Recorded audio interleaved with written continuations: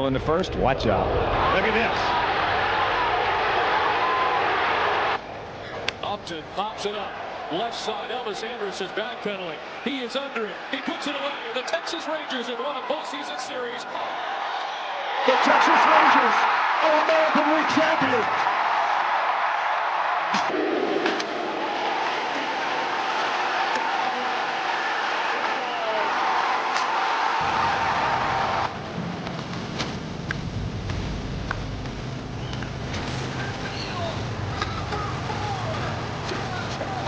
One swing. It's tied! Garcia sends it. This is Corona. He's at the wall. And the legend grows! It's time! The Texas Rangers win the World Series! Hi, and welcome to another edition of Right on Rangers Live, coming at you. Top of the ninth inning. Of course, it can never be clean, can it?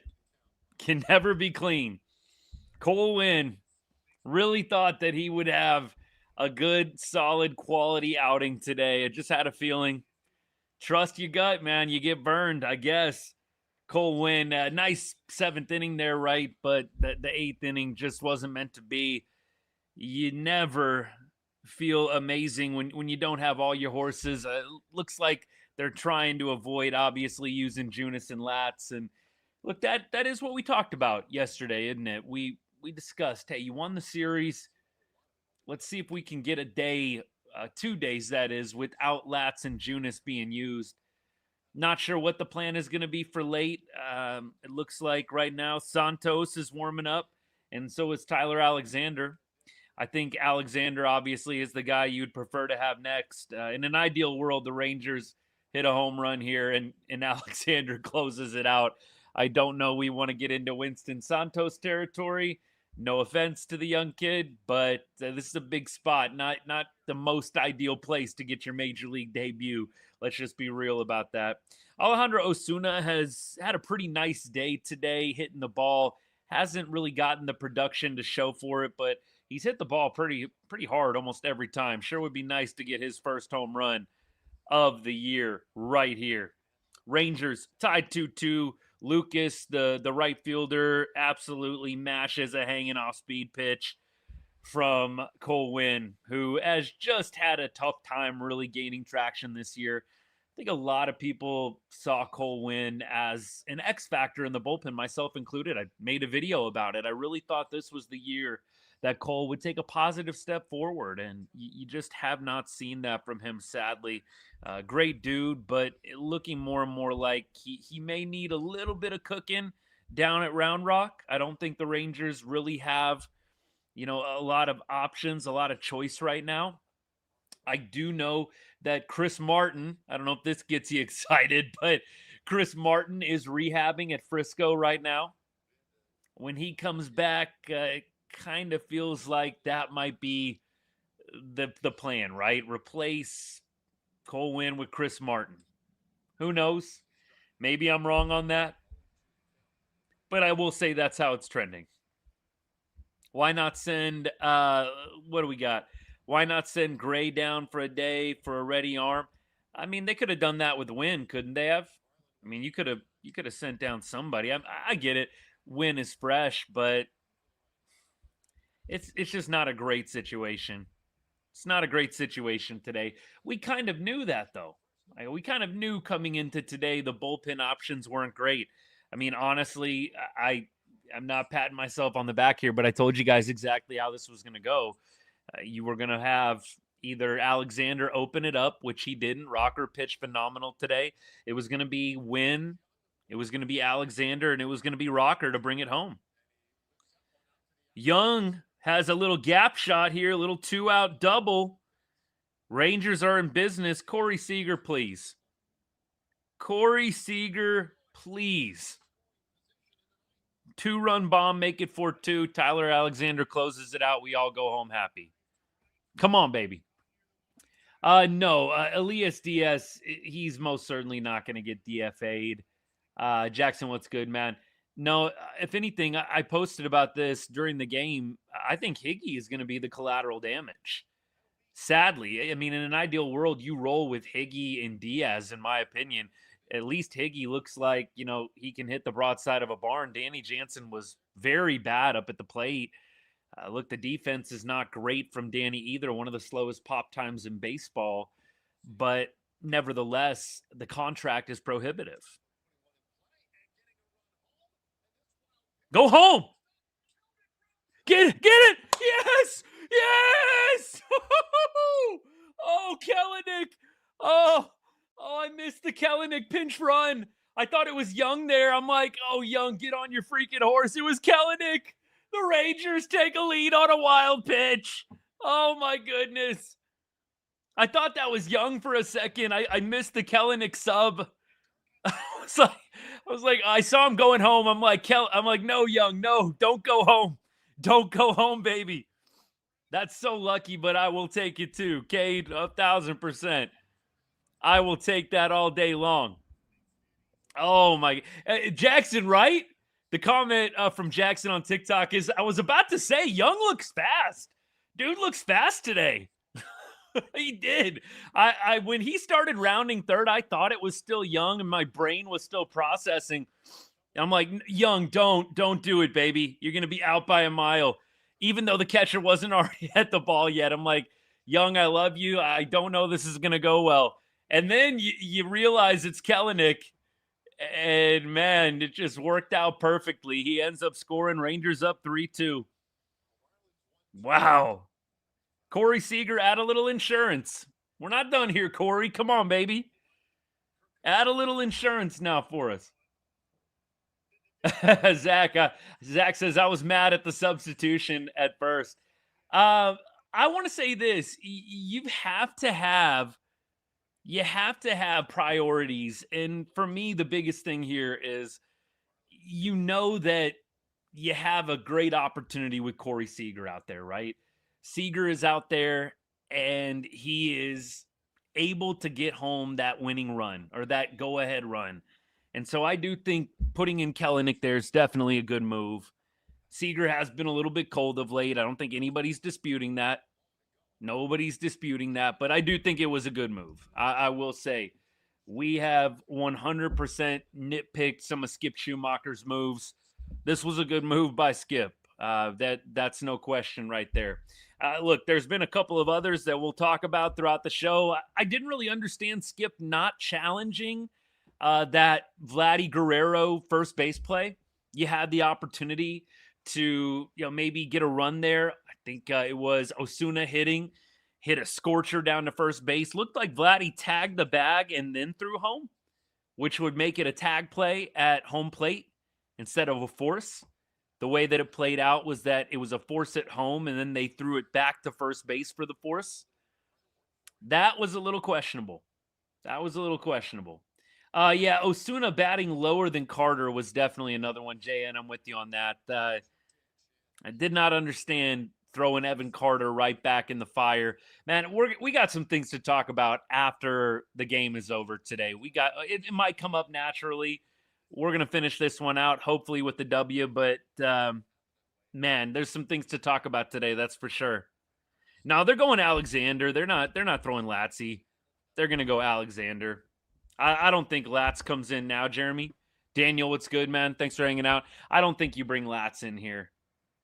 I mean, that's just me. I think you give both of them down days. You've got Cleveland coming up, and you've got a game at home on Thursday. You really want those guys to be fresh. Corey's going to go down swinging here, and so you got an opportunity. Got an opportunity to win a series, sweep a series, win a ball game.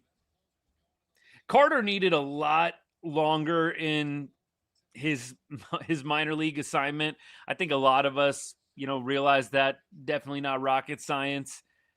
Look, I'm frustrated. I become more and more frustrated with, how the organization is handling Evan. And we're going to unpack that after the show. We'll do that in the post game. But, Evan's just, I don't feel like he's getting set up super great to succeed. Clearly, the guy in the box, the batter in the box is the one who has the most control. But I will say it just doesn't feel like Evan is getting set up super well this season. And just the way that his career has gone since 2023, I think there's some things we can look at. We'll do it after the game today, but we do have a bottom of the ninth inning to get to here. Looks like Tyler Alexander going to be coming on. With the overuse of Jacob Latz and Jacob Junis, I do think this is the right move today, regardless of yesterday. Jacob Latz had been used like 5 times in 7 days. I mean, that's ridiculous. 5 times in 7 days, man. Junis was, I believe, 5 and 8. 5 and 8 days. I fully support what Skip's doing today with the bullpen. Fully support it. Told you guys this was most likely how it was going to go. I fully support the pen decisions. Cleveland is going to be a tough series. They're going to hop on a flight, head back to the States, land in Cleveland later tonight. You want Latz and you want Junis fresh for that series. You don't have an off day till Friday, then 4th of July is on Saturday. Man, you want to have those 2 top arms in your pen fresh. Darno, it's good. Let's get 3, baby. Yeah, look, the farm system, you're not going to improve that in 1 year. It's going to be a multi-year fix, honestly. You're not going to make your farm instantly better. You can if you are fire sailing, but as we've talked about on the show, I don't foresee the Rangers doing any kind of fire sale. I just don't. So, we can agree to disagree there. I don't think Chris Young is going to pull the trigger on that. Tyler Alexander, look, he's had several saves before this year. I think we got to feel pretty good that he's at least been in this spot before. Doesn't mean that it's going to go perfectly, but you do take a little bit of solace in the fact that he's been there, done that with some saves this season. Here's the pitch. Ball outside. Alexander on the year. He's got some pretty good numbers. I think a lot of us have definitely taken notice. Tyler Alexander, he's had some games where he's gotten a little beat up, but by and large, he's been a solid arm for Texas. I don't think there's a big argument there. Don't think there's a lot of disputing that. Has he been, Louis Varland? No, but we just saw what happened to him, man. We've got now a 1-1 count. Pitch 3 incoming. Varsho up to bat right now. A little lefty. He's bunting. Oh, Diaz couldn't quite find it. Bunt went straight up in the air. Numbers on Alexander, 2.70 ERA. I mean, again, pretty healthy.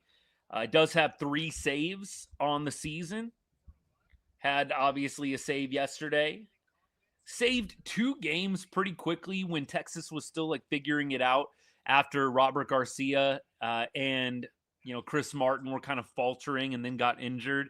And then, Junis and Latz took over pretty quickly after that. Strike 3. Alexander's going to sit down Dalton Varsho. The all-important first out in the bottom of the 9th inning, man. All important. Good stuff. Let's go, Ty. Come on, baby. Rangers going for the series sweep.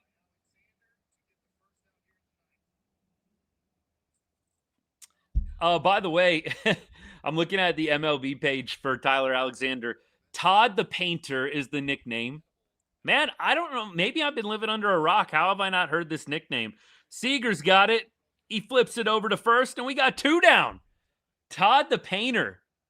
Hadn't heard that nickname yet, man. I think I might be living under a rock. Todd the Painter. Tyler Alexander also went to TCU. Didn't know that about Tyler Alexander. TCU guy. How about that? Drafted by the Tigers. I'm giving you the whole bio right now.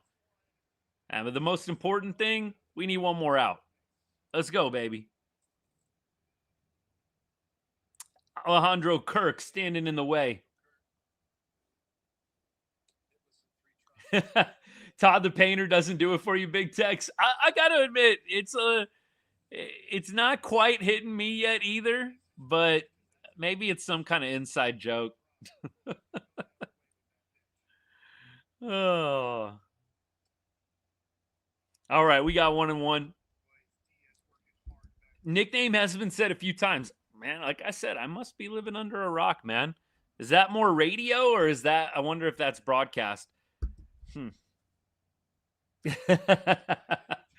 Big Tech's good one, baby. 1 strike away. 1 strike away. Come on. Let's go, Tyler Alexander. Let's go, baby. He sets and delivers. Tried to get the back door off speed to catch the plate. It did not. 2-2 count. We got 2s. Oh, what a big win this would be. Here we go, pitch 5. Little timeout here. Alejandro Kirk, by the way, on the season, Kirk is hitting 186 with a 556 OPS. Definitely, a dangerous hitter. Want to watch out for him, but not having a great year so far. Kirk drives one to right field. That's going back. Nimmo makes the catch. What a play by Brandon Nimmo. He crashes into the right field wall. He might be hurt. He hangs on and he makes the catch. Let's go check on Nimmo, baby. What a play. Dude is a freaking warrior. Rangers win, but we might have Brandon Nimmo down for the count here. Come on, baby. Get up. You're all right. Come on, Nims. You're all right, baby. What a play to end that game, man. Brandon Nimmo with a web gem. Beautiful catch against the wall. You know what's sad? The first thing I think about, man, if only we could have had Brandon Nimmo in 2011, baby. Am I right? If only we could have had Brandon Nimmo 15 years ago. Man, what a freaking play. What a play. Jackson, I'm sorry, man. It's the first thing I think about. I know some of y'all do too. Every time there's a ball back to right field that goes over somebody's head. Nimmo looks like he's okay. He looks like he's okay. He's jogging in. Rangers sweep. Cue the I Like Texas music. Hello, win column. Man, never a doubt. Never a doubt. The Rangers take early leads in every single one of these games. And they find a way to make it very interesting late and still hang on for the wins. Just very thematic as you go through this weekend, this 4-game stretch. And Texas now finds themselves back at 500, 42-42. Now, last time this happened, we were 500, I think, for a day, and then we lost to the Red Sox. We went to Boston and soiled the bed. So maybe we could have a different result this time around heading to Cleveland for the next 3-game set. Tied for the division lead, at least for a few minutes. There you go. Love it. Great weekend. Great day to be a Rangers fan. We'll check on some of the results from around the AL West and the American League in general. Mariners are, looks like, up 4-2, but the Mariners are in trouble. Mariners have runners on first and second to deal with. Cleveland up to bat, nobody out. So maybe Cleveland makes a little noise here. Yeah, I hope Nimmo's okay too. I think he's going to be, but it's not going to shock me if he needs a day. Not going to shock me if he needs one. Applause for Kumar Rocker, 100%. Kumar Rocker, I have to say, I don't care about, just the stat line. I think all things considered, contextualizing it, this was the best outing for me of the season for him. You don't have the opener. In Colorado and in Miami, you had the opener. I love that you don't have the opener. You're going to a place that historically is difficult to play. Blue Jays, obviously, defending AL champs. They've still got a lot of the same players from the AL championship team from last year. I think this is the best outing of the season for Kumar. It feels like maybe some of those Miami and Colorado starts or outings can be behind, but you have a chance today to go and get a series sweep. You've got limited help behind you, bullpen wise, and you go out and you freaking shove zeros and really looked in control. Like you didn't see the same kind of labor from Rock, like when you're doing the 25, 30 pitch innings every other frame. You had him very controlled, getting quick innings, getting quick outs. Love it. Rocker was great. Not a lot of negatives to say about Kumar today and the job that he did. I mean, you had very small, very razor thin margins for error today with really only two relievers behind you. If Rock gets lit up like a Christmas tree, you're pretty much putting in Santos and, you're doing mop up duty. You had two guys that you felt comfortable throwing today. Cole Winn, I think all of us have felt a little up and down about him and what he's done this year. 6.58 ERA. Almost went poorly, but you had Tyler Alexander come in, slam the door shut, lowers the ERA to 2.62, gets his fourth save of the season. Love Brandon Nimmo putting his body on the line. That was a phenomenal play. Incredible effort there to secure a series sweep. A lot of respect for Brandon Nimmo. He plays the game hard, got a lot of heart, just a good dude in general, and he's having a pretty solid season for Texas. Pretty solid season so far. Even with how this season has gone, division is still there for the taking. Rangers got to make their move. This is kind of where I'm at too. Like, make your move on the field, right? But, man, you would love to see Texas start making some moves to improve and fill holes. I hope CY's got his eye on a couple of different pieces. We've already talked about some of them. I think you need to go get a bullpen piece. Clearly, we've seen it's a little shorthanded out there right now. Yes, you got Chris Martin coming back. He's rehabbing today, but I think you may want to go out and get another piece there. Would love to see them go get a bat. There's a couple of different things the Rangers really need, I think, if you genuinely want to see them have success in October. Make the playoffs. They might be able to limp it to the playoffs, I think, with what they've got right now. Might be able to. Win the whole thing, you got to go out and make some moves. Got to go out and make some moves. All right. At this point, let's go ahead and let's get into as much as we can, man. Player of the game, Kumar Rocker on the pitching side. I don't think that you have to think about that one for very much. It's got to be Kumar Rocker. And then for me, on the offensive side, I'm going to go Elias Díaz. Joc Pederson, I think, could be right up there with the leadoff home run. But Elias Díaz, clutch hit that gave the Rangers, doubled up the Rangers' lead, had another base knock today. Just been a bright spot, controlling the running game as well. They were talking about it on the broadcast, just his presence back there, the pop time, the arm. Teams are so much less sure about running on the Rangers when you've got Elias Díaz behind the dish. Stuff that doesn't show up in the box score, right? That's the stuff that you're not going to really understand just cherry picking that. I mean, it was very obvious during the game today.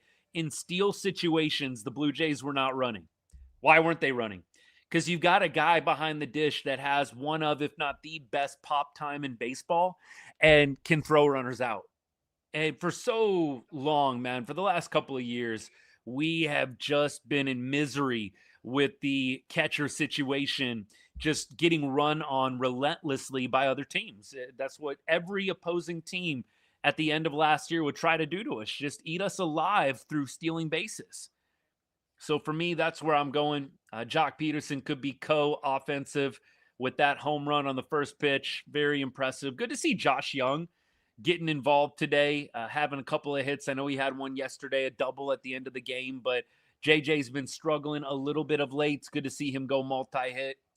And beyond that, a lot of zeros. Let's just call it like it is, a lot of zeros. But at the end of the day, you scored just enough to get the win, and that's what matters. You had a lot going on with Evan Carter getting called back up, Wyatt Langford going on the IL this morning. I was posting a little bit about that here and there. You had a lot of moving parts today. The bullpen not being at full strength, clearly another big component, but you got the job done. You win 4 out of 4. And man, Blue Jays got to be in misery right now. Is that 7 L's in a row for them? Is that 7 losses in a row for the Blue Jays? Brutal stretch for the Jays, man. Absolutely brutal. Let's check it out right now. I think it is 7 at this point, isn't it? They've lost 7 in a row now. Brutal time to be a Jays fan. They are now 10.5 games. They'll be 11 games out of first place. Don't know what they're at in the wild card. Let's check out the wild card standings right now. They're 3 games out of the wild card. Texas temporarily division leaders. At least on MLB.com. I ought to take a screenshot right now. At least right now, they got the Texas Rangers division leaders in the West. 4 wins in a row. Good stuff, man. All right, let's get comments and questions. We're obviously going to do a preview of the following series as well, of the next series. That should be good. Rangers are going to hop on a happy flight, man. And look, they got a tough matchup tomorrow. Parker Messick is going to be on the bump. Look, the Rangers actually, they got to Parker Messick, if you remember, on that Friday night, Tejas night. I think that was Corey Seager. Wasn't that Corey Seager taking him deep? I forget who it was that took him deep a couple of starts ago. But Parker Messick going to be on the mound for the Guardians. We're going to get into that full series. But that will definitely be another test for Texas, man. That they are definitely a good, just quality ball club, man. He gave up 2 homers in that game. Wow. So that was Higgy and Seager. I was right on the Seager one. Seager and Higgy. Rangers won that game 3-2. Jacob Latz closed it out. Peyton Gray got the win in that game. So hopefully another repeat there. But Parker Messick's good. We'll talk more about him in just a little bit. Yeah, tied with the Mariners right now. Isn't it DeGrom tomorrow, though? I thought it was like kind of a foregone conclusion. It was DeGrom tomorrow. Am I off on that? I didn't think it was like a debate or like a questionable thing. DeGrom tomorrow or no? Joc interview right now. We'll listen in a little bit.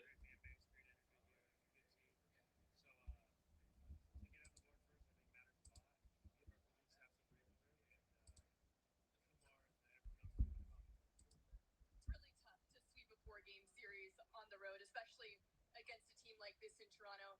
The Rangers have actually only done it now 3 times this decade. What does it take to sweep a series like this? You got to do everything right, some things got to go well for you, but you got to play good baseball, clean baseball. And we did a really good job of that. Pitchers threw strikes, we scored some runs. All right, thanks, Joc. First time, Joc Good stuff. Gets a gift card to Chalosa Restaurants. Joc gets the Chalosa gift card. There you go, baby. Oh, man. I could have sworn it was DeGrom tomorrow. I guess you guys are right. I could have sworn it was DeGrom. DeGrom threw on Wednesday. So, yeah, Thursday, Friday, Saturday. That's so weird. Why would they do that? Why would they do that? That's the weirdest thing to me. Was there some reasoning why DeGrom is not going to throw tomorrow? They've already, on MLB, they already have DeGrom for Tuesday. DeGrom pitched on Wednesday. Thursday, Friday, Saturday, Sunday. 4 days rest? What are we doing? I don't understand that. Maybe they covered it already, but, I don't really get the idea of giving DeGrom 5 days rest. Dude, 4 is very, very typical. Cleveland just took the lead. Yes, sir. Let's go. They hit a bomb? It was 4-4 last time I checked. What happened? Good stuff, man. I'd love to see the Guards take that game. I mean, look, on one hand, you're like, not necessarily what you want to do playing a hot team, but honestly, the Rangers against winning ball clubs, you're kind of living with it at this point.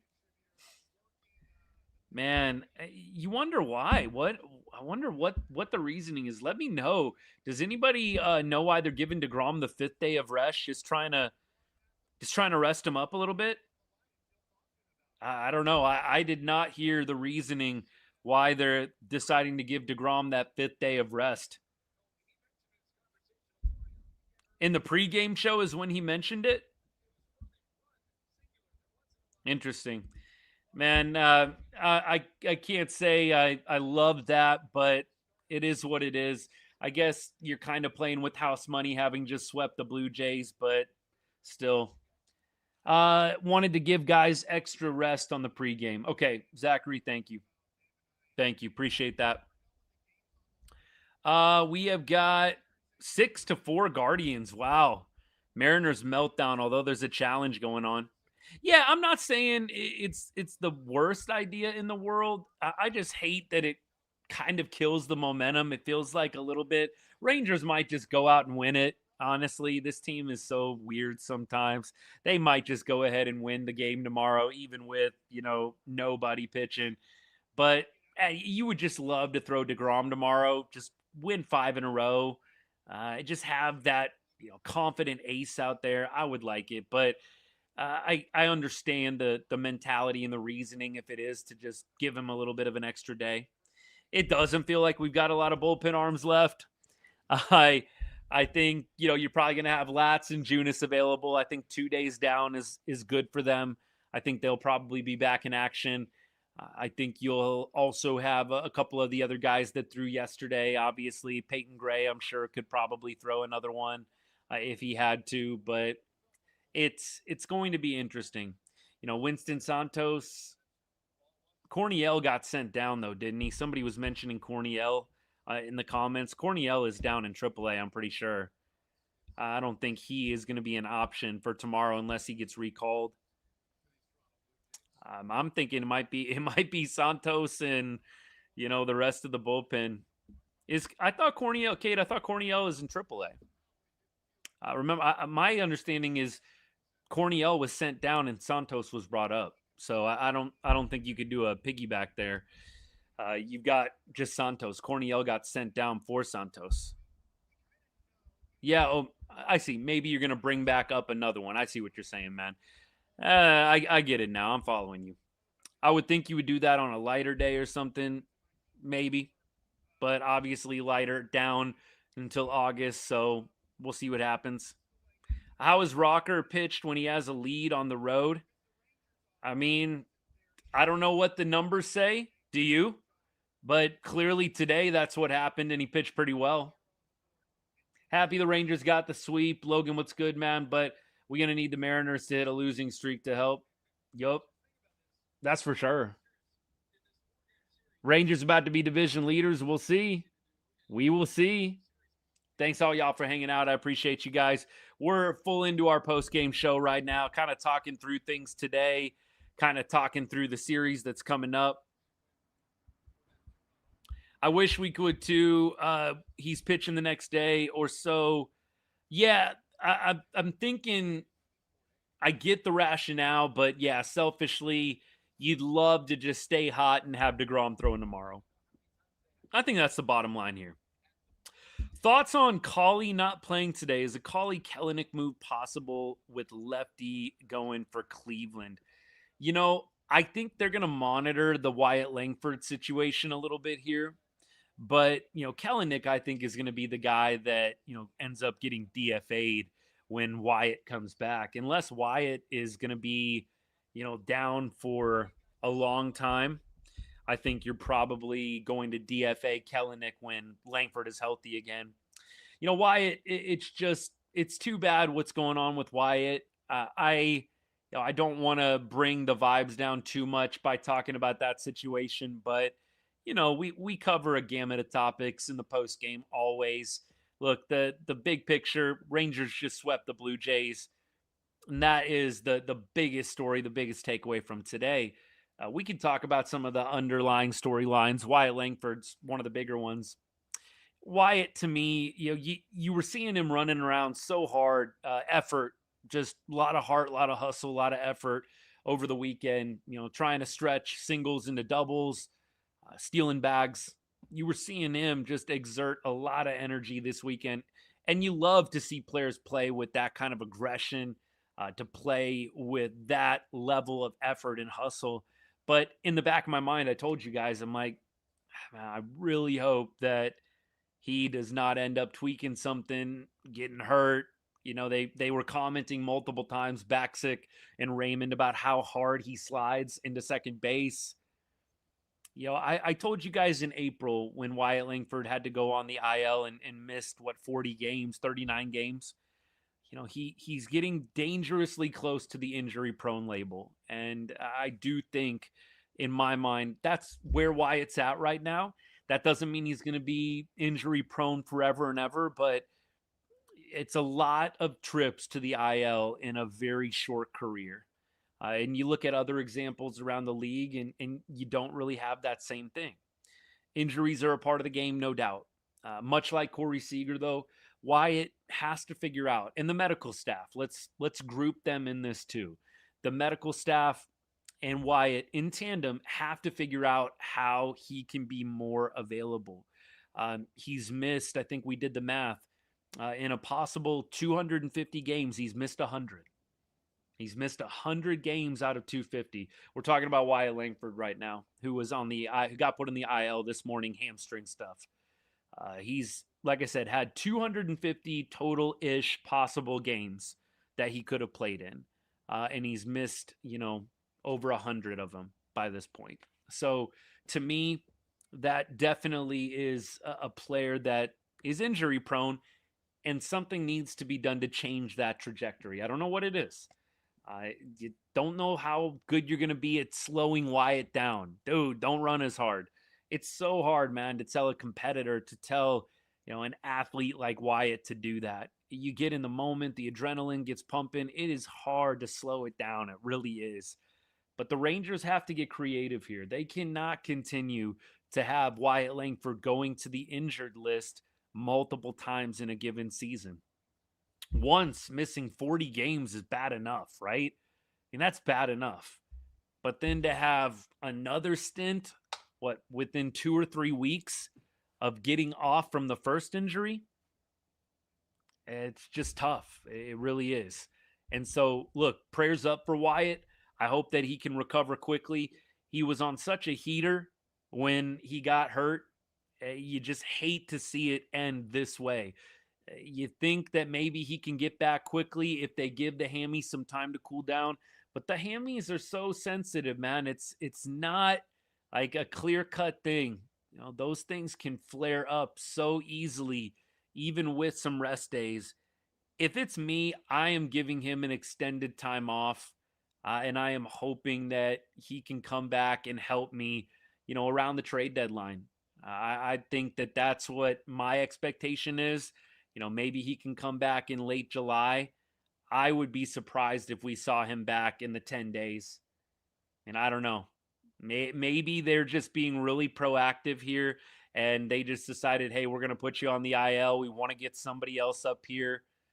But I don't know. And I don't know. I think if they really were, just playing this safe and easy, I don't know why you would have rushed Evan Carter right back up.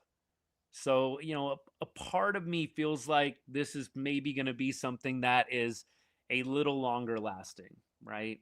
I hope that he can make it back by the very end of the month of July, before the trade deadline. But I think at minimum he's going to be out for 2 weeks. And I would say might be closer to a month, depending on if they want to have a rehab stint, rehab assignment, anything like that. I don't think the Evan Carter option is wasted, though, because you had him just down for a rehab assignment, right? So no wasted option for Evan Carter. You never optioned him, right? He was just rehabbing, which is different than when you straight up demote a player. So Carter needed to stay down there. He needed to stay. He needed to get that rhythm and timing back, and it's unfortunate that he's not able to get that. It's a good segue. We talked about Wyatt. It is what it is with Wyatt. You love the potential, but Wyatt's got to be more available. You know, I'm not a guy that just sits around and says tough luck, tough luck, tough luck. We were talking about this with Corey Seager. You know, there's only so many times you can say, man, that's tough luck. And honestly, tough luck is like when you get hit on the hand with a pitch, right? You know, tough luck is, you know, what happened to Corey Seager, honestly. You know, the concussion, that's tough luck to me. You know, when you're getting hammy injuries and, you know, all this kind of stuff, that to me, I stop saying tough luck and you start thinking about things like, you know, what kind of programs are they running these guys through? Prevention, injury prevention, you know, off-season stuff. You start wondering about those kinds of things when you see hammies, you know, start breaking down, quads, you know, start getting sore, things of that nature. Carter definitely needed more time. He needed more time. Brandon Nimmo, by the way, hit his head when he crashed into the wall, Sean McFarland says.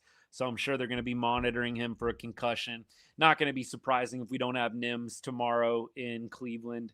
I would imagine they might give him a day off and might be Kellenic, Carter, and Osuna for that starting three out there for tomorrow night's game. If I had to guess, that would probably be the right play. Now, let's talk a little bit about Evan Carter. You know, we all clearly understand. I think most of us are on the same page. Evan needed a little bit more time down in the minor leagues. He's not going to get it. The more and more I get faced with Evan Carter and some of the struggles he's going through, the less I get mad or upset with Evan. And the more and more I find myself just frustrated with the ownership and the front office and how they've kind of failed him, honestly, since he really took over in 2023 and helped the Rangers win their first World Series. Look, this is a player that has kind of become a glorified defensive specialist platoon player. And I say glorified because I see so many people pumping up Evan Carter as, you know, just this defensive guy who's, you know, so elite with the glove and, you know, kind of using that as the crutch, if you will, for Evan. I just want to remind people this is a top prospect. Like Evan Carter is a top prospect in the organization. Leody Taveras was a top prospect in our organization. And both of those guys at the end, I don't want to say at the end for Evan because I think he'll be around for a while, but at the end for Leody, all he did was play, you know, against righties, and you know we benched him against lefties, and we all lauded the defense, which kind of fell off a cliff, honestly, in 2025. Evan, to me, has not been put in great positions by the organization. This is another one. This isn't really a great position for him to be in, not getting a proper rehab. Skip on the mic right now.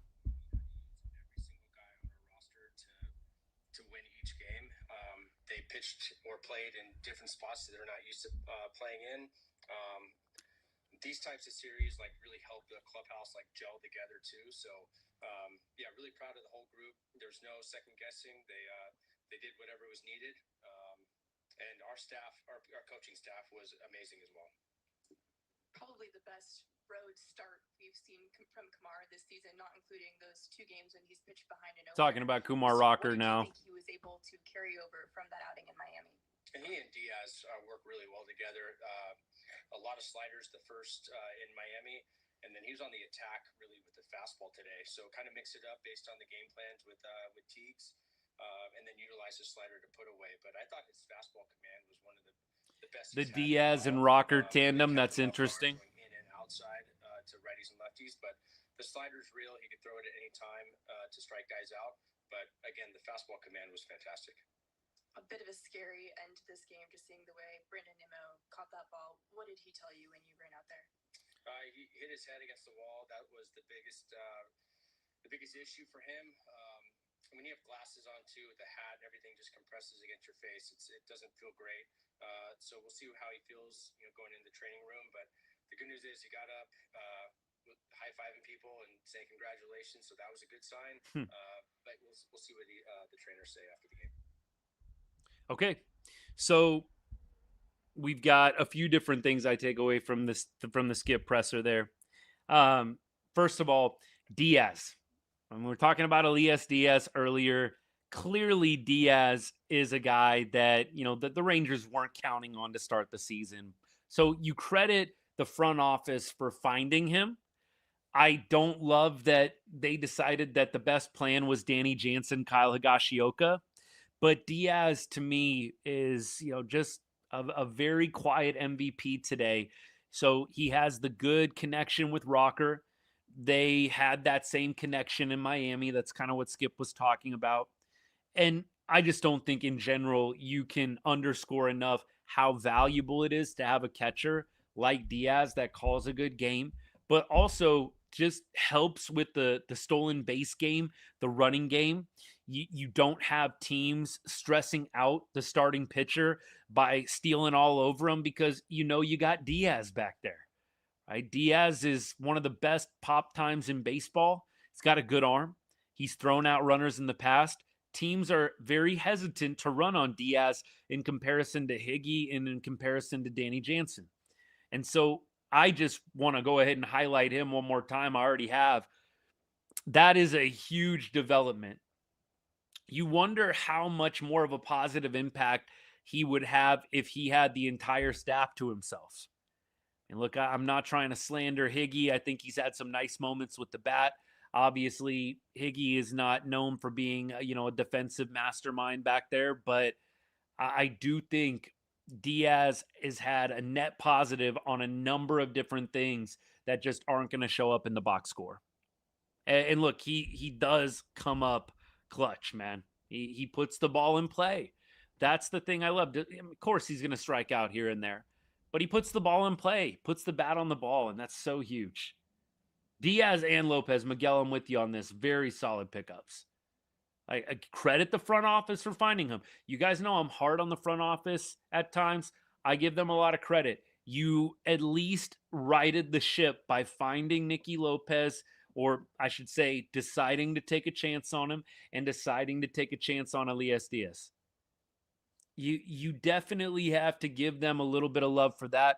Yes, they've made some boneheaded decisions. I think the offseason could have gone a lot differently, but credit to them for pivoting. And they had to, right? Injuries and, you had the Josh Smith injury. You had, obviously, the DJ, the Danny Jansen injury. Injuries kind of forced them into these moves, but you still have to pick the right guy ultimately.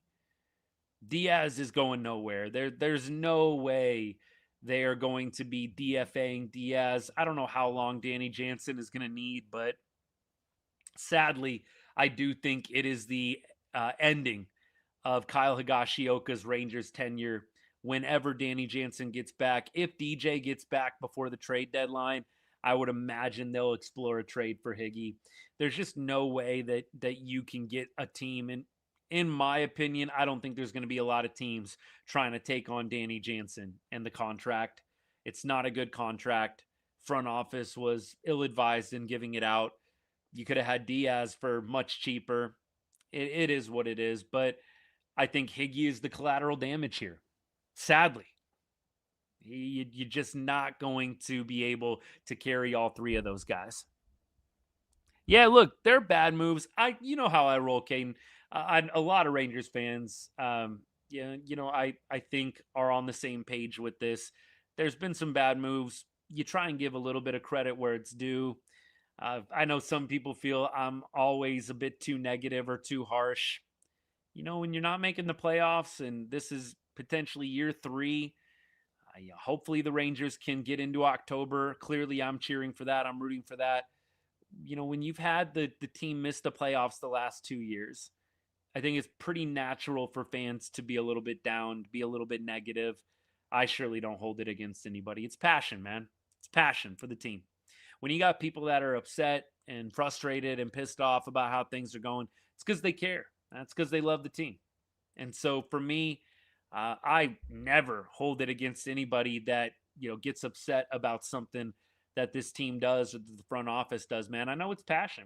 And so I just want to ask you guys, clearly you interact with me a lot more than some of the other random people that roll by or find my posts here and there. But, man, leave a little room for some passion for people, man. It's It's really okay. Like, this is a team that's made the playoffs one time in the past decade.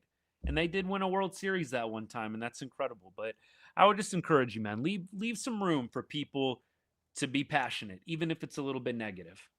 Even if it's negative, man, it's passion. And we need more people. This is what I always tell people too. We need more people that care. We need more people that sometimes are a little bit negative. It's what makes the game. It's what makes the season. It's what makes this more entertaining, interesting, and on all honesty, in some cases, it's what fuels things forward. Right? If everybody's just ho humming it, trying to sugarcoat left and right, there's no pressure on the front office to do anything. No pressure at all. And that I think honestly, that's how the front office has gotten away with a lot in the past, even in the past years in the early 2000s, with the mismanagement and bad contracts and things like that. You don't have enough people that are super passionate about the Rangers putting pressure. I want to see more people, even if it's negative, get fired up about this team. That's where people online, I think, get really misguided. They look at my post, which maybe slants slightly negative, and they automatically in their mind say to themselves, that's bad. That's bad. Why are you so negative? You're not a real fan. You're negative. That, I think, is the exact opposite. I would submit if someone is transparent with their emotions and they are being critical of the team that they love, that's passion, man. It's passion. I just want to encourage you, don't discourage people from showing that. Clearly, you know how I roll. I don't try to, get vulgar. I don't call names. There's a lot of people out there that are a lot more explicit than I am in my takes on this team. And that's the perspective too that people really lack when they go at me online. It's like, man, you realize there are people that are so much more vulgar than I am in their descriptions of the team. So much more. Man, my stuff is PG in comparison to some of the stuff I see. But you got a lot of people trying to pipe down any negativity. It's like that's kind of the opposite of what you want to do if you want to see this team really get bigger. I want baseball to feel huge in Texas. Like I tell you guys, the reasons I started this way back when, the reasons that I really began Right on Rangers. I wanted community and conversation, man. I wanted a place where I would have a chance to talk ball with you guys, to see what you guys have to say. And then the second is I want to see baseball get huge in Arlington, man. We got the Cowboys right next door. Obviously NBA real popular, Mavericks, they've had their ups and downs. I want to see baseball get huge in Arlington. And I don't feel like it's big enough right now. And that's another mission that I've kind of set out to do with Right on Rangers. I just want to see the support for the team, the conversation around the team get as big as possible. Let's keep rolling. Seattle lost. Good. Rangers in first place, baby. Never a doubt. Never a doubt. Nate, thank you, man. Appreciate you. Darnell, appreciate you as well. Thank you so much. I know y'all are good. And look, a lot of the people that, like I said, are always giving me crap for my takes don't really hang out on the live shows, don't really know what it's all about. And it's easy to do. You see one random tweet and you think you got somebody figured out, right? But all y'all that hang out, yeah, I mean, do I go over the top sometimes when I post on X and Facebook? 1,000%. But you know what I tell you guys all the time, and you've seen my genuine reactions to things. It is an emotional roller coaster for me watching the Rangers play baseball. I'm not even going to lie to you. It is an emotional freaking roller coaster. So are some of my takes a little hot? Yes, absolutely. But you have to understand that's how much I love this team. It's passion. Some people call it something different. That's fine. But you guys know how I am. It's all passion, emotion during the game, highs and lows. After the game, we take a breath. We either do our celebratory post-game live or we do our therapy session, and we're good. I appreciate all you guys hanging. All right, we got to get this back on track. Let's talk some baseball here. We've been talking too much online nonsense. Let's actually talk some baseball here. What do you guys got for me? Matt, I agree. There is good balance. It's mainly there's just so many people that if you're ever negative, the tweets get pulled up and you get dunked on. Like, I got people today dunking on me for my Joc Pederson takes. I'm like, come on.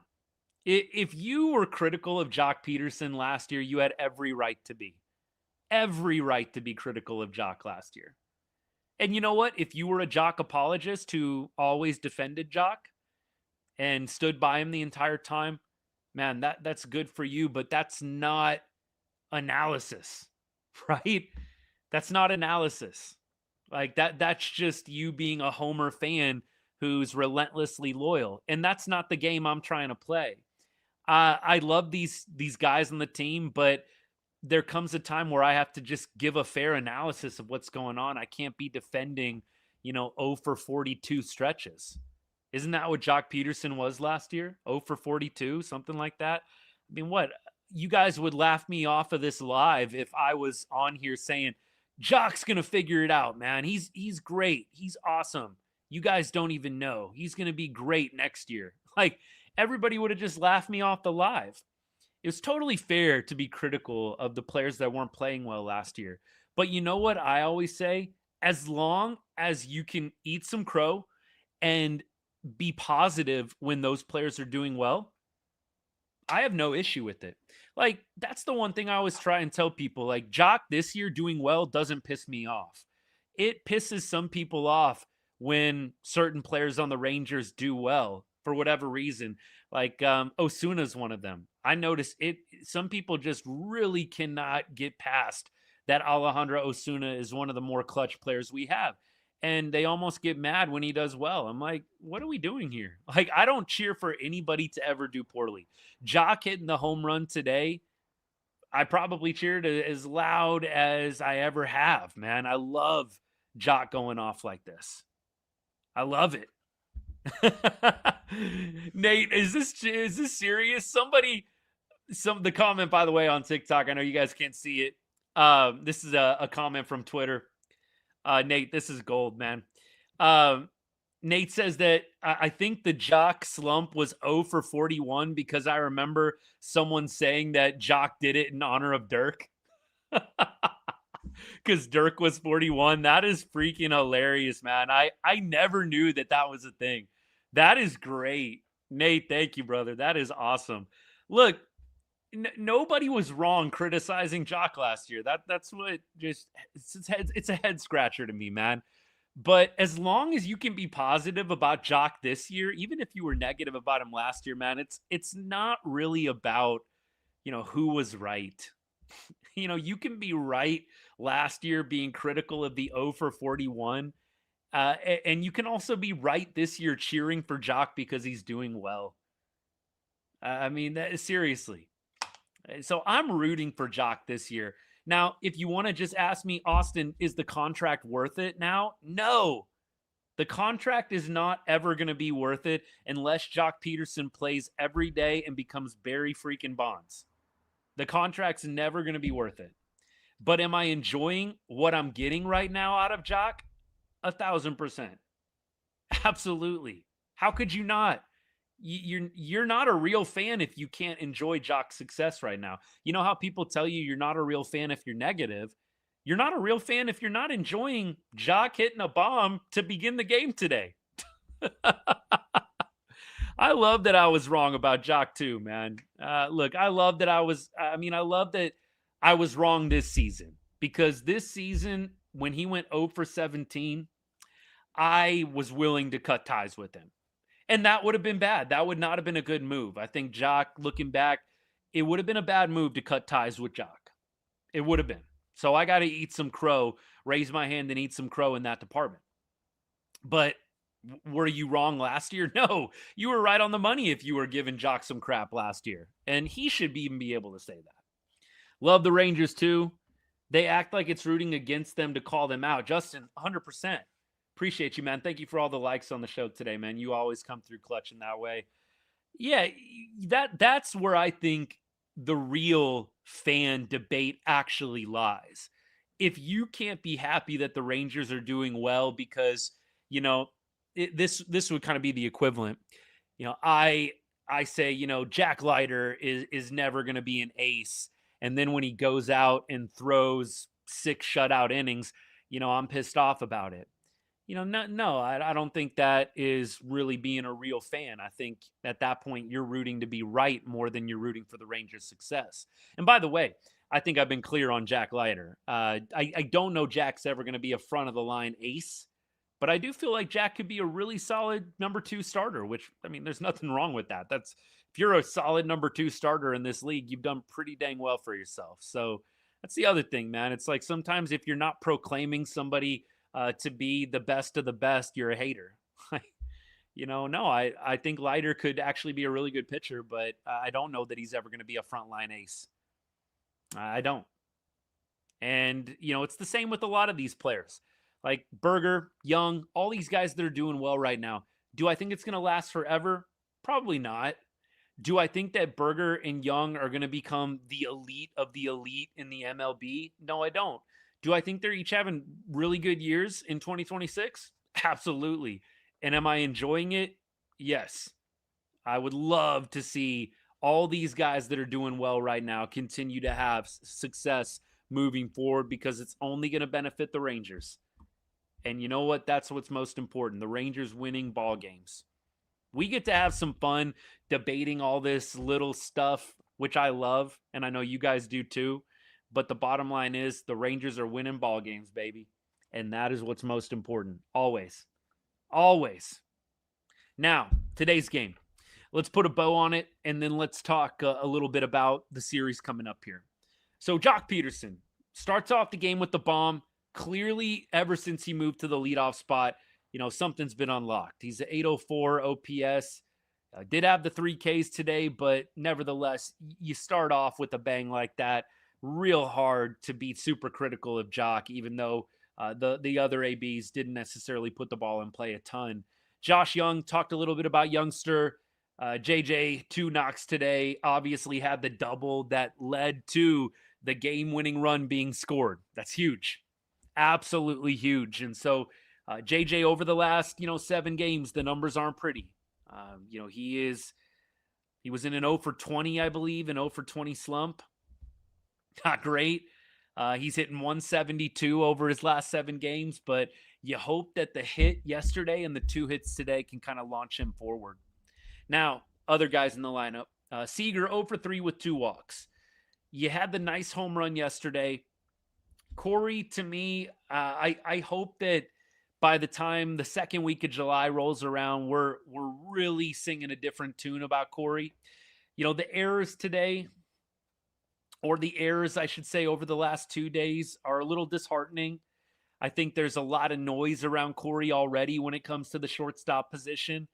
And I don't think he's doing himself a lot of favors booting the ball around when Zeke Duran has been playing so well. I just hope Corey gets his timing back. But I do think, man, if you see him continue to kick the ball around this year, they might limp it to the finish line and save the tough talk for the offseason. But you just cannot have your team leader like that. And I know some people might laugh at that because a lot of people don't feel like Corey Seager is really a team leader. I do think he has a commanding presence in the clubhouse, but I think obviously outwardly that's not something that he's showing a lot. But Corey has got to pick it up a little bit here. He's got to be available. We've talked about that. The bat's got to get going. And we've got to have at least routine defense, man. We've got to have routine defense. And Corey had the error yesterday. I don't think he got charged with an error. Like, again, you guys want to know why you never trust fielding percentage. Never trust fielding percentage. The reason is Corey Seager yesterday doesn't get an error for booting the ball around and losing out on the double play opportunity yesterday. He got an error today. He got the error today for the bad throw, but fielding percentage, man, rarely gets it right. These guys can boot the ball around. They give somebody a hit anyways. It's just something that we're going to have to monitor the rest of the way. Corey is easing himself back into play. We'll give him the weekend. I'll give him another week here. That second week of July, I really got to see him fire it up, man. Dan, I'm with you on that. Got to pick up the slack. Why is Cole Winn still with the big league team? Luca, what's good? I don't know if you're still hanging out. I think Cole is probably going to go back down to AAA. I think you've got Curvelo, you've got Collier. There are options. So I do imagine he might get sent back down. It's not going to surprise me even if they do it tonight or tomorrow. I think that you probably want to have a fresh arm up for the Guardians series. Rangers have 4 games in a row coming up here. Cole Winn went multiple innings for you. So it's not going to surprise me if we get that Cole Winn notification that he's been demoted. And that doesn't mean it's the end for him. He's got to go back down and pitch well at Round Rock. But I would be a little bit surprised if they keep him up. Now, we are going to go back to the lineup today. Nimmo 0 for 2, but had the outstanding catch to end the game. Brandon, 753 OPS. And over his last 15 games, very solid, man. 850 OPS, 293 average. Nimmo was really dipping there for about a month. And I feel like over the past couple weeks, he's done a really nice job with the bat. And then obviously the great, outstanding catch to end the game. Justin had 3 lefty outfielders currently. Yeah, that's the interesting part, isn't it? You're going to have a little bit of an interesting debate there. You could throw Duran out there to give you a righty option, right? But I think a lot of people, want to see Duran in the infield. I think I would much rather see Duran. It feels criminal to leave him out in the outfield. It feels criminal having Zeke Duran running around out there in the outfield with how good he is and how good the arm is in the infield. But it might be what they have to do. Like, Nicky Lopez is playing really well. I don't necessarily want to move Nicky Lopez off of second base when there's a righty. And if you're not going to move Corey Seager off a shortstop, which I'm not saying the Rangers should do, but if you're not going to do that, Duran is kind of blocked a little bit here, isn't he? So I do think that it is going to be an interesting situation with all the lefty outfielders they have. And Cam Cauley, you guys know I'm one of the biggest Cam Cauley supporters there is. I post about that dude every other day, it feels like, but he gives me good reason to. By the way, if you don't know a little bit about Cam, man, he's first of all hit a home run in every other game for the past week and a half now. Maybe I'm exaggerating just a little bit on that, but what I'm not exaggerating about is I think he's 29 for 29 in stolen bases this year. Maybe he's 30 for 30. A couple nights ago, I watched him steal number 28. I was watching the Round Rock game, and 28 for 28. I know he went 29 for 29. I don't know if Cam Cauley got to 30 for 30. The dude's got a lot of intangibles. Obviously, he can play shortstop. He can play center field. He can play second. He can play third. He can pretty much play anywhere. I haven't seen him play catcher or first base. Otherwise, I've seen him pretty much play everywhere else. Cam Cauley would be a really interesting guy to bring up, but there's 39 spots right now on the 40-man. And with Montgomery coming back, I think he'll be back within the next 2 to 3 weeks. I don't know that it'll be within a week. I think if the Rangers are smart, you probably send Monty to Round Rock and you have him do some AAA starts. I mean, they're just building him up to 1-2 innings right now.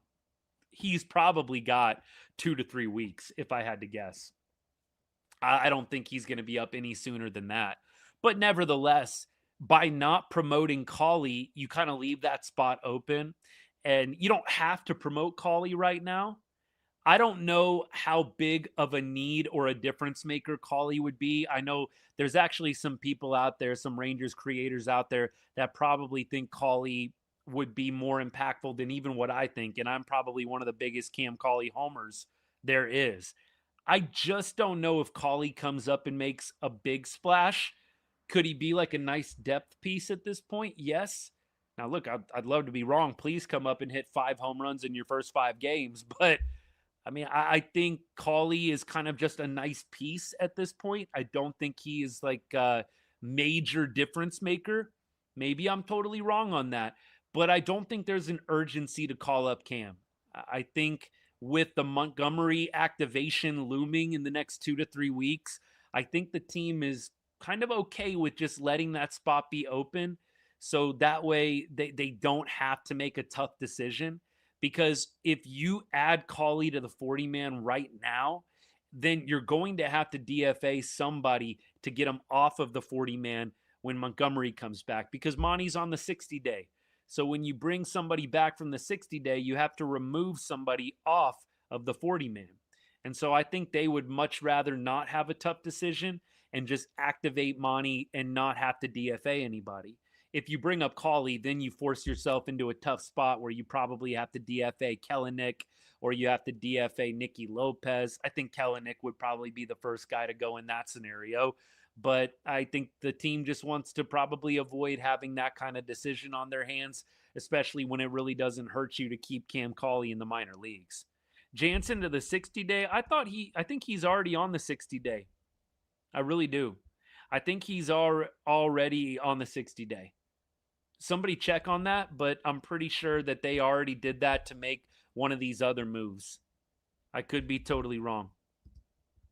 When Wyatt comes back, Kellenic will be the DFA. Well, I don't think you have to do that because Wyatt's just on the 10-day, right? You do have to send somebody down. You can't send Kellenic down. So you could potentially have a DFA for Kellenic, but you could just send somebody else down.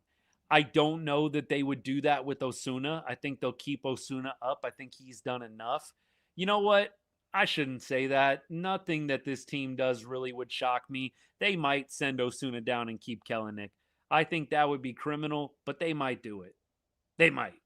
So I think it is probably going to be a situation where you're either DFAing Kellenic or you're demoting Osuna.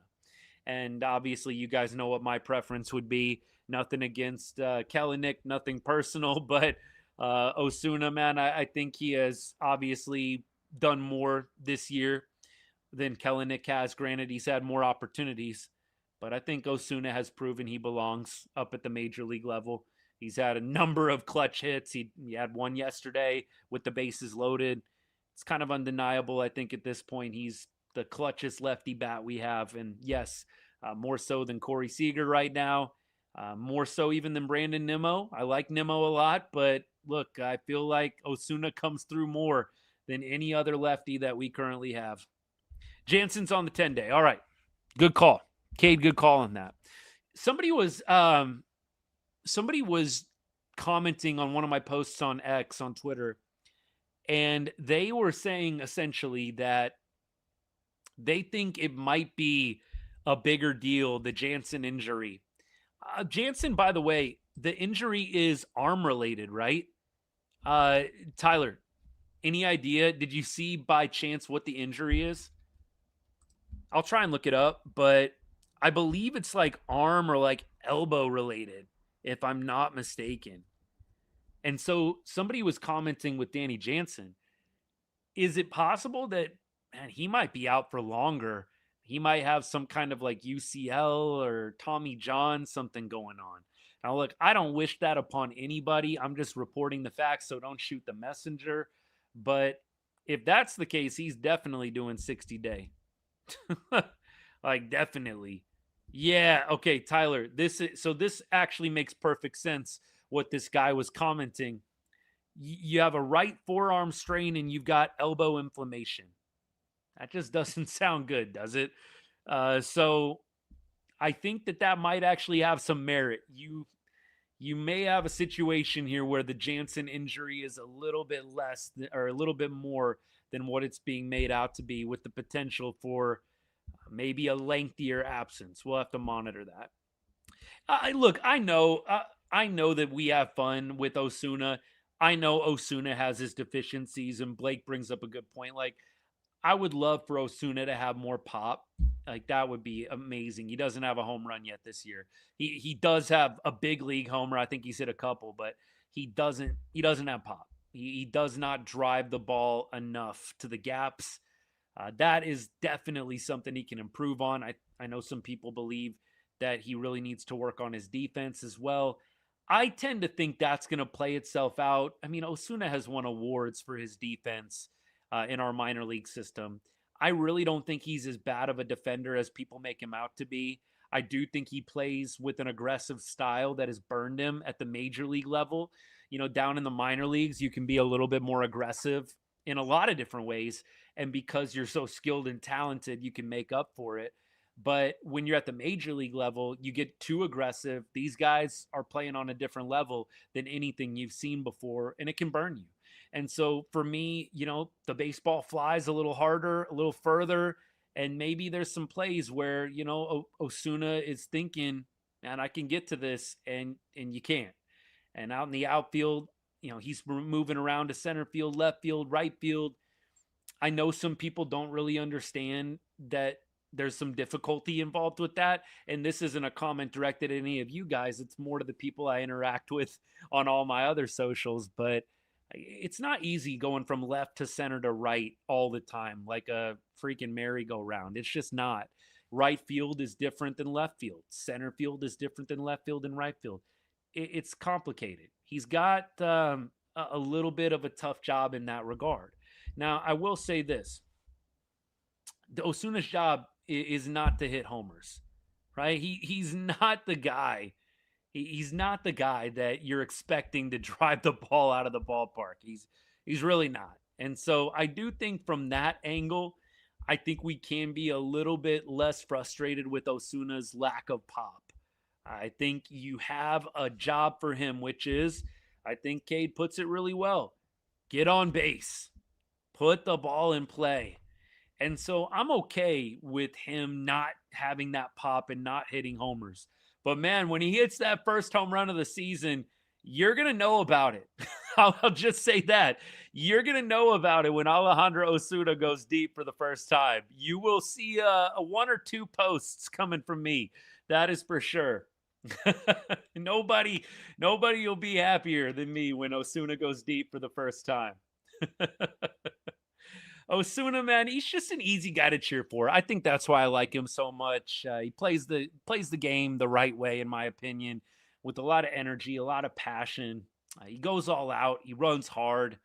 Has a little swag, a little pizzazz. Insert whatever noun you want to play there. He has grown up at bats. Right? He's not up there in the box, looking overwhelmed or over his skis. You can't say that about every Rangers player, by the way. Some guys go up there and you're like, this dude doesn't have a clue. You never really feel that way with Osuna. You never do. Osuna, you always feel like you're at least going to get a good, solid AB with him up there. He's not going to go down swinging on, 3 pitches very frequently. Not going to happen a ton. Let me keep rolling here. Matt, appreciate the compliment here. Man, I really, take this seriously. This is the whole point, right? Just interacting, enjoying the community, Rangers fans getting together, talking ball. And you guys are great. I love getting to come here after the games and talk with all you and hear what you guys have to say. It's perfect. So thank you. Keep on rolling. Nimmo, I haven't heard a ton on Nimmo. But beyond, he hit his head, and, I think he's going to be okay, but I'm not going to be surprised if he needs a day tomorrow. Rangers need to do a lot more before I would say World Series contenders. I think World Series contenders, you are going to need to make at least 2 or 3 trades for me to start using that kind of language. Love Osuna running. He gets great jumps on the bases. Yeah. He does a lot of things well. I think underrated defense. I think a lot of people get caught up in the Evan Carter Osuna debate. And so the easiest low-hanging fruit for Osuna is his defense, because, he's had a few bad plays out there. But you know what? Everybody does. He's still young, hadn't even played a full season of games in the major leagues yet. So Osuna, I think, just does a lot of little things right. He doesn't have, the ball going out of the ballpark or, the ball getting driven to the gaps left and right. But he's coming through in the clutch. And I think he's done that numerous times this year, comes up with a big hit, 2 out yesterday, bases loaded. I mean, what more can you ask for, really? Let's keep going here. Biggest thing with this team is the guys who are supposed to slug aren't slugging consistently. Berger and Young are raking, though. Yeah, I mean, and look, I know a lot of people, Wyatt Langford, are definitely maybe not including him on the supposed to slug but aren't. Berger and Langford actually are doing pretty well. I would probably direct more to Seager and then even Nimmo a little bit, right? Nimmo, he's not slugging as much as you would like. I think you'd love to see some more homers out of Brandon. I mean, look, 262, 753 OPS. It's not bad. Like that's pretty standard, maybe slightly above average, right? But Nimmo, only 8 homers in 317 ABs. I think you would really like to see Nimmo slugging the ball a little bit more, man. He had 25 bombs last year, just for perspective, and we're at the halfway point. So I would probably edit this a little bit, and I would say it's mainly, for me, Seager and Nimmo that I'd really like to see slugging the ball a little bit more. I know that Nimmo, a lot of people have brought this up when I bring up Nimmo, and I'm willing to explore this a little bit more, okay? Nimmo might be getting unlucky. That being said, is there a lot of luck involved in hitting the ball out of the ballpark? It's one thing if you're hitting the ball 100 miles an hour right at somebody, but are we really talking about bad luck when we're talking about the ability to drive the ball out of the park? I would say probably not. I would say probably no.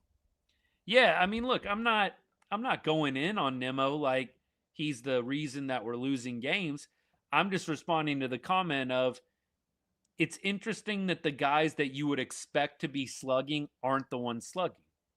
That's all we're saying here. So you would expect Seager to be up there among the tops in home runs. Now, he's been hurt, so obviously that's that. You would expect Nimmo, 25 bombs last year, to be up at the top in home runs. No, he's not. He's got 8 homers. So to me, that's all we're saying. We're not getting on these guys like they're the problem. I think some people would say Corey Seager is the problem right now. I'm not there yet, but he's not doing himself a lot of favors. I think the point is just this. You'd like to see Nimmo and Seager hitting some more home runs. I don't know what there is to disagree with that, man. That shouldn't be getting anybody up in their feelings. You'd love to see Brandon Nimmo, a guy who hit 25 bombs last year, be on a little bit of a better pace. A little bit of a better pace. Nimmo has a headache, but he's good. That's excellent news. Deadline is going to be very interesting. They've got to get somebody that can give you a little more right-handed pop. I love Foscue off the bench. They need a little more right-handed pop in this lineup, man. They really do. You've got Berger, great. You've got Langford, but you don't know if you can count on the health right now, unfortunately. You've got a couple of other guys. Young, he's a singles guy. He's a singles doubles guy right now. Young isn't really driving the ball out of the ballpark a ton this year. I'd love to get a little more right-handed pop. Now, if they go get another lefty, so be it. Hopefully it can be a guy that can hit both lefties and righties. But at this point, man, I'd love to see them go get a big name player that can contribute in the heart of this order. I think that's a must this year if you're really serious about going to a championship. Absolutely, Matt, with you on that. Yeah, Nimmo, if he has to miss a game tomorrow, that's not the end of the world. Francisco, appreciate the gift, by the way, man. Thank you so much. Not needed, but much appreciated, brother. Did I miss a comment of yours? If I did, man, drop it. I'll make sure that I get that. Thank you, man, for the support. It means a lot. Let's see. Anything else? Okay, we're good. So tomorrow, we already talked about Parker Messick throwing for the Guardians. I'm not even going to lie to you guys. I think I've done pretty good this year, but it is so hard for me to not say Indians when it comes to Cleveland. I don't know if you guys have the same trouble, man. It is so hard for me to remember Guardians sometimes. My older brothers, they were big into baseball too, and they just loved getting like all the hats of the different teams. My stepbrother, he would always wear that old school Indians hat. Love that hat. So it's just so hard for me sometimes whenever we play them, whenever I'm talking about them, to not say Indians instead of Guardians. Messick throwing. He has definitely had a good year, right? I mean, 2.67 ERA. Last time out, he was playing the White Sox. He actually took the loss, man. He went 7 2/3, only gave up 2 earned runs, struck out 10, and the White Sox, the fighting Will Venables, knocked off Parker Messick in a 10 strikeout performance. It's kind of what happened against us, right? We, I think, beat the Guardians 3-2 on the night that Parker Messick pitched. But over his last, let's see, 19 and a third innings pitched, he's given up, looks like 8 earned runs. So over the last 3 games, he's been a little more hittable, but still a really, really good pitcher, man. Really good pitcher. Yeah, Messick did give up the home run to Seager. Didn't Higgy hit a home run? I think we were talking about Higgy hitting a home run off of him as well. Messick is very good. I did say a split would be good. A sweep was a great shot in the arm, man. Yeah, that is so true. I told you guys, I'm like, I will be over the freaking moon if we sweep, and I am. I am, man. It was a bit of an emotional roller coaster this weekend, like just the big leads, and then you see it get totally erased. Like it was definitely an intense series, even though we won all 4. It got intense at times, man, but we got it done. I was fully expecting, let's just get a split. Let's just maintain, tread some water here. Rangers had other plans. Yeah, so Messick against the Rangers.